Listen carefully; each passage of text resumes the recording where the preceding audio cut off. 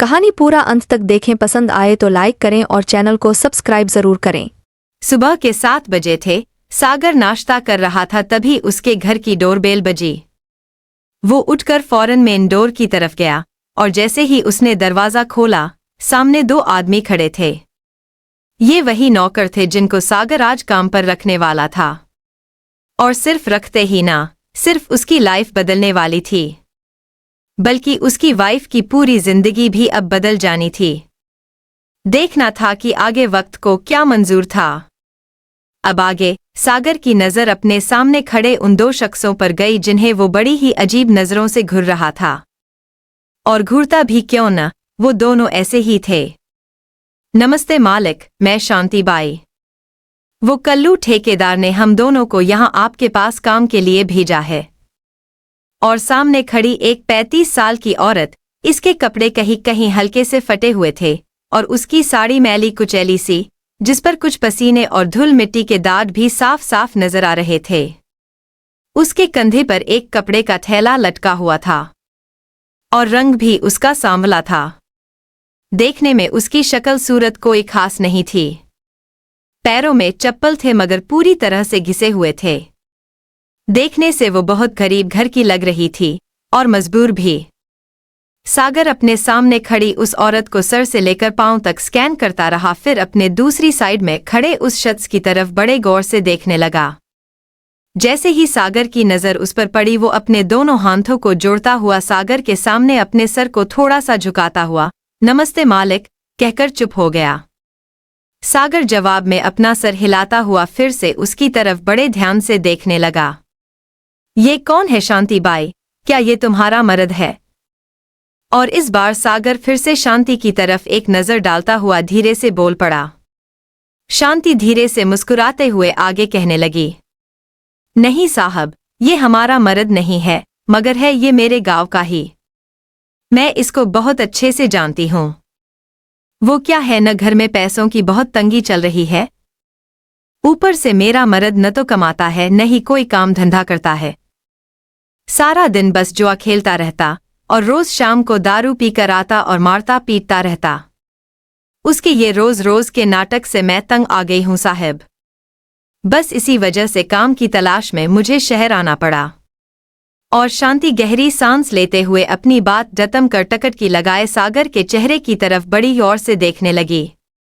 कुछ देर की चुप्पी के बाद सामने खड़ा वो आदमी धीरे से बोल पड़ा, साहब मेरा नाम हरिया है, लोग मुझे हरी के नाम से बुलाते हैं।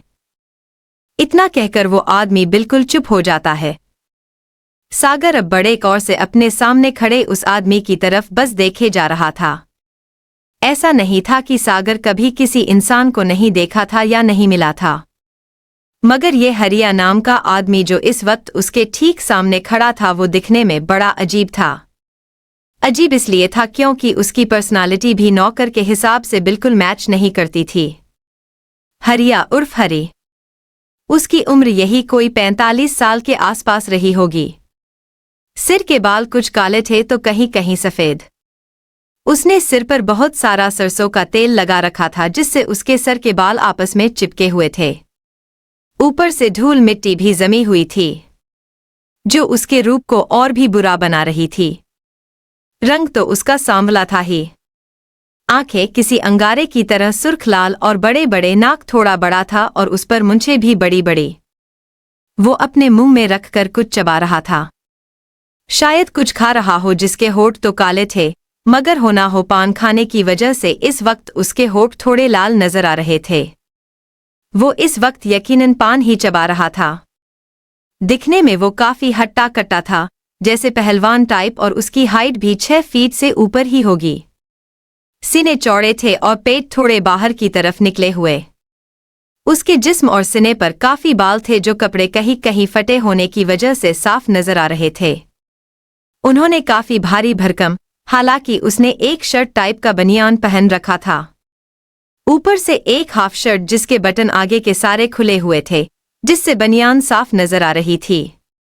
बनियान में कई जगह छोटे छोटे छेद होने की वजह से उसके सीने और पेट पर जो बाल थे वे भी नजर आ रहे थे। नीचे उसने एक नीले रंग की लुंगी पहन रखी थी, वो भी कई जगह से फटी हुई थी। उसके कपड़ों में धूल मिट्टी भी साफ नजर आ रही थी और कहीं कहीं दाग इतने गहरे थे कि वहां का पूरा हिस्सा काला पड़ गया था। नीचे उसने एक स्लीपर पहन रखा था, उसकी हालत भी कुछ वैसी ही थी जैसे उसके कपड़ों की। पाँव में उसके धूल लगे थे। उसकी पीठ पर भी कपड़ों का एक थैला लटका हुआ था और उसके जिस्म से पसीने की हल्की हल्की सी महक भी आ रही थी। कुल मिलाकर वह आदमी सागर को रत्ती भर भी जमा नहीं था, इसलिए उस आदमी को अजीब सी नजरों से देख रहा था। इस तरह से देखता हुआ अगले ही पल शांति धीरे से बोलती है, साहब आप इसके हुलिये पर मत जाओ। दिखता है ये बस ऐसा, मगर काम आप इससे जो चाहे कर वो लो। पूरी ईमानदारी और लगन से ये सब करेगा, आपको जरा भी शिकायत का कोई मौका नहीं देने देगा, इस बात की मैं गारंटी लेती हूं। साहब हम लोग गरीब जरूर हैं मगर चोर बेईमान नहीं। और शांति अपने दोनों हाथों को जोड़ती हुई सागर के सामने धीरे से बोलती है। वहीं सागर कुछ देर तक चुप रहता है। इससे पहले कि वो आगे कुछ कहता, प्रिया बाहर आती है और सामने खड़े उन दो नौकरों को बड़े गौर से सर से लेकर पांव तक देखने लगती हैं। वो दोनों प्रिया को देखते हुए अपने दोनों हाथों को जोड़ लेते हैं। अब उनको ये बताने की जरूरत नहीं थी कि सामने जो हसीना इस वक्त खड़ी है वो कौन होगी। नमस्ते मालकिन, मैं शांति बाई, काम की तलाश में हम दोनों यहाँ आए हैं। मालिक से कहकर हमें काम पर रखवा दीजिए ना। मालकिन, भगवान आपका भला करेगा। और शांति इतना कहकर खामोश हो जाती है। वहीं प्रिया टकटकी लगाए बड़े गौर से कभी शांति की तरफ देख रही थी तो कभी हरिया की तरफ। हरिया का रूप रंग देखकर तो उसे बहुत अजीब सा लग रहा था, मगर वो उनकी बेबसी और लाचारी देखकर फौरन सागर की तरफ देखती हुई धीरे से बोल पड़ती है, सागर इनको काम पे रख लो और इनसे ये पूछो कि ये घर और बाहर का कौन कौन सा काम कर सकते हैं। और प्रिया हौले से शांति की तरफ मुस्कुराती हुई बोल पड़ती है। वहीं हरिया एक नज़र अपने सिर के ऊपर की तरफ उठा रहा है और प्रिया को सिर से लेकर पांव तक अपनी नज़रों से स्कैन करने लगता है। प्रिया का रूप रंग देखकर भले ही उसके दिल में कोई हलचल हुई या न हुई हो, मगर हाटांगों के बीच बड़ा सा उसका जो लटक रहा था उसमें जरूर हलचल हो गई थी। काम पे रखने की वजह से उसके चेहरे पर अब खुशी के मुस्कान थे। घर का सारा काम जैसे झाड़ू पोंछा सब कुछ मैं कर दूंगी मालकिन, और साफ सफाई बाहर के सारे काम हरिया देख देगा। और शांति के चेहरे पर भी खुशियां साफ झलकती हैं। वहीं सागर भी जवाब में धीरे से मुस्कुरा पड़ता है, काम करने का कितने पैसे लोगी शांति बाई। और सागर के मन में अगला जो सवाल था वो उसे अपनी जुबान पर लाता हुआ धीरे से बोल पड़ता है, आप जो हंसी खुशी से दे देंगे मालिक, बस हमें 2 वक्त की रोटी और पहनने को 2 जोड़ी कपड़े और पैसे जो आपका मन करे। और शांति अपने दिल की बात रखती हुई बोल पड़ती है। सागर प्रिया की तरफ से एक नज़र डालता हुआ उसे देखता हुआ धीरे से मुस्कुराता देता है, 10,000 महीने के तुमको और 10,000 महीने के इसे, ठीक रहेगा ना? ये याद रहे कि घर के सारे काम सही से होने चाहिए। अपनी मेम साहब को जरा सी बात की अगर शिकायत मिली तो उस दिन मैं तुम दोनों को काम से बाहर निकाल दूंगा। वैसे अब तुम दोनों रहते हो कहाँ और काम पर कब आओगे? सागर शांति की तरफ तो कभी हरिया के तरफ देखता हुआ उनसे सवाल करता है। वहीं इस बार हरिया धीरे से जवाब देता है, मालिक हम इस शहर में नए हैं तो हमारा कोई ठिकाना नहीं है। अगर यहाँ आसपास कोई रहने को एक छोटा सा कमरा मिल जाए तो आपकी बड़ी मेहरबानी होगी। और हरिया इतना कहता हुआ एक नज़र प्रिया के तरफ देखता है, फिर वह अपनी नज़रें नीचे की तरफ झुका लेता है। वहीं सागर कुछ देर तक चुप रहते हैं।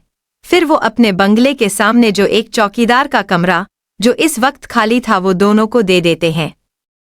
हालांकि उसमें 2 छोटे छोटे कमरे थे। वो दोनों सागर और प्रिया का शुक्रिया कहकर उस छोटे से कमरे की तरफ चल पड़ते हैं। सागर और प्रिया एक दूसरे को देखते हुए मुस्कुराने लगते हैं, शायद अपनी जीत पर या फिर शायद अपनी बर्बादी पर। ये तो बस आने वाला वक्त ही तय करने वाला था। उन दोनों को काम पर रखने के बाद सागर वापस मुड़ता है तो प्रिया उसे ही देखते हुए हौले हौले से मुस्कुरा रही थी। वह आगे बढ़कर प्रिया के गले में अपनी बाहें डालता हुआ उसे अंदर के कमरे की तरफ ले जाने लगता है। प्रिया अपनी आंखें गोल गोल नाचती हुई एक नज़र सागर के चेहरे की तरफ देखने लगती है। फिर वह पीछे मुड़कर एक नज़र उन दो नौकरों को भी देखती है। शांति तो अपने धुन में आगे आगे चली जा रही थी, मगर हरी उस वक्त पीछे मुड़कर प्रिया को एक नज़र जी भरकर देख रहा था। जब प्रिया की नज़रें हरी के ललचाए हुए नज़रों पर जब पड़ती हैं, तो उस वक्त उसकी आंखों में एक अजीब सा खुमार साफ नजर आ रहा था, जो उस वक्त प्रिया को बेचैन कर देने के लिए बस काफी था। हरी की नजरें प्रिया के दिल में हलचल मचाने के लिए बस काफी थी। प्रिया शर्माती हुई अपने नजरें हरी के तरफ से हटा लेती है, मगर उस वक्त हरी के चेहरे पर एक गंदी और कुटिल मुस्कान थी। वहीं वो अपनी केहुनी सागर को कस कर मरती है और उसे आंखें दिखाती है। उसकी बाहों को अपनी गर्दन से हटाने लगती है, उसे दूर होने लगती हैं। शायद शर्म की वजह से सागर उसे देखता हुआ बस मुस्कुराता जा रहा था।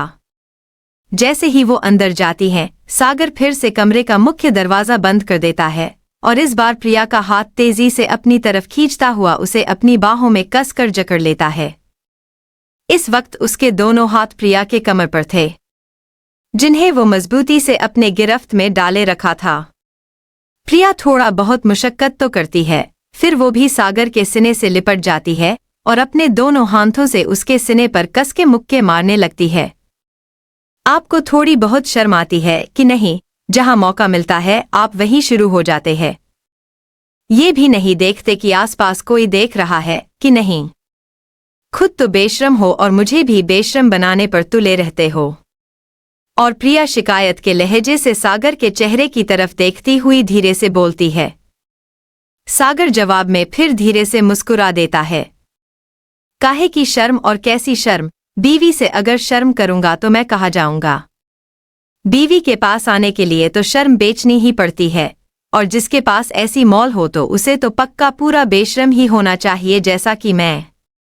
और सागर प्रिया के खूबसूरत चेहरों की तरफ एक नज़र देखता हुआ हौले से अपना चेहरा उसके गलों के पास ले जाता है और इस बार कसकर उसकी गाल को काट लेता है।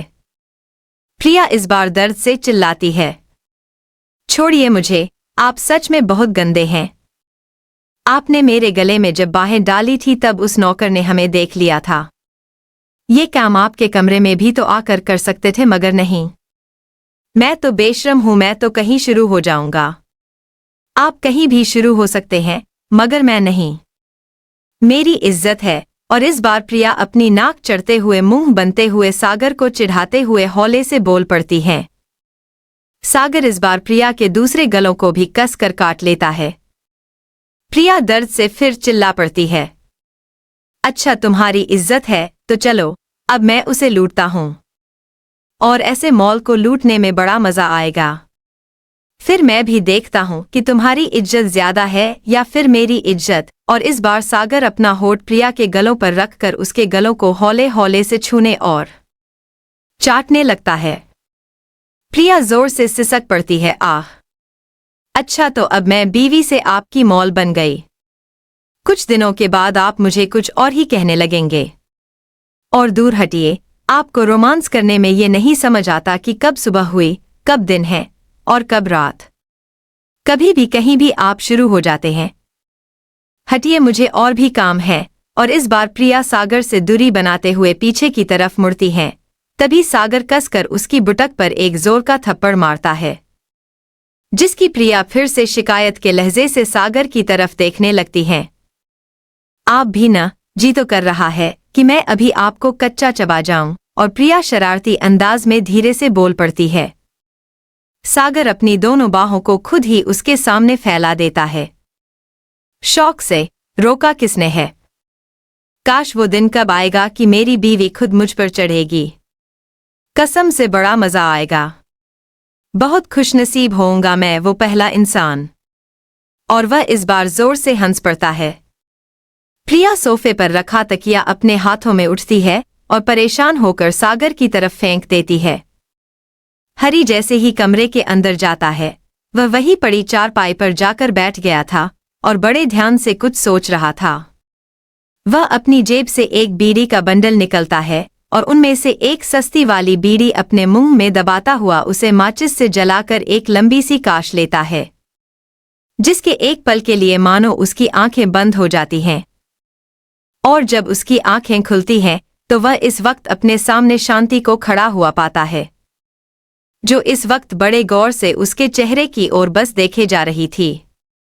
बात क्या है हरी, ये तू बीड़ी की लंबी लंबी काश लेता हुआ कुछ सोच रहा है? तुझे कुछ हुआ क्या? और इस बार शांति हरी के चेहरे को पढ़ने की कोशिश करती है। वहीं हरी कुछ देर तक खामोश रहता है और फिर धीरे से आगे कहना शुरू करता है। मैं यही सोच रहा हूं कि किस्मत कितनी कुत्ती चीज है। जब मैं गांव पे था तो मुझे कोई काम नहीं मिलता था। दिन भर ट्रक से गिट्टी बालू उतारते उतारते सारा दिन बीत जाता था और मेहनत के नाम पर मिलता था बस चंद रुपया, जिससे अपना ठीक से पेट भी नहीं भरता था। और यहाँ देखो, यहाँ आकर लगता है कि अपन की किस्मत भी पलट गई। आराम की नौकरी, पहनने को कपड़े और रहने को घर और पेट भर खाना, ऊपर से 10,000 रुपए भी।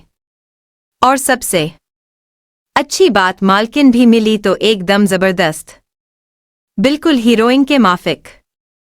साला एक पल के लिए मेरी नजरें उसे भुला नहीं पा रही। अपने मालिक कितनी किस्मत वाले हैं ना, जो उन्हें ऐसी सुंदर बीवी मिली। सर से लेकर पांव तक बस कयामत है कयामत। अगर ऐसी बीवी मेरी किस्मत में होती तो मैं और हरी के मुंह में जो जज्बात दबे हुए थे वो अब उसके जुबान के रास्ते बाहर निकल रहे थे। वहीं शांति बड़े गौर से उसके चेहरे की तरफ बस देख रही थी। ओ शेख चिल्ली की औलाद, ख्याली पुलाव बनाना बंद कर, नहीं तो जो नौकरी हाथ लगी है ना, वो भी कहीं हाथ से ना निकल जाए। और मालकिन के सपने देखना बंद कर। उस परी को पाना तेरे जैसे लंगूर के बस में नहीं है। वो तुझे कभी नहीं मिलने वाली। और तू ये बता, आखिर तुझ में है ऐसा क्या जो वो तुझे थोड़ा भी भाव देगी? एक बात अपने दिल और दिमाग में गांठ बांध ले, मालकिन को पाना सपने को मुट्ठी में कैद करने बराबर जितना है। ये तेरे बस का नहीं। जो तू गांव में कई सारी औरतों को बहला फुसलाकर उनके साथ जो कर्म कांड करता था ना, ऐसा यहाँ जो तू कुछ सोच रहा वो बिल्कुल नहीं चलेगा। ये सब शहर की लौंडियां हैं, दिखने में जितनी भोली अंदर से उतनी ही चालू और टेढ़ी। और शांति एक ही सांस में अपनी बात खत्म करती है। मगर हरी के दिल और दिमाग में तो जैसे एक तूफान उठा हुआ था। वो इस समुद्र में उठी हुई ऊंचे लहरों को चीरकर उस पर अपनी फतेह का झंडा लहराने वाला था। देखना था कि उसका ये सपना सिर्फ सपना बनकर रह जाता है या फिर हकीकत। कहानी जारी रहेगी अगले भाग में।